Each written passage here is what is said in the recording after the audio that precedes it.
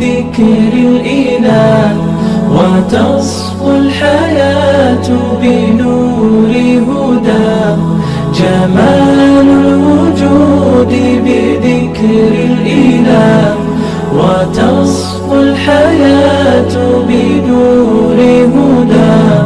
وتطلب نفس له طاعة، ويبلغ سعد إلى منتهى. فؤاد شغوف إلى ربه، أحب رضاه أحب لقاه. يظل يجيء إلى ربوة قرار، ويسمو وذا مرتضى. فلا لهو يثنيه عن سيره، ولا جمع مال تغى.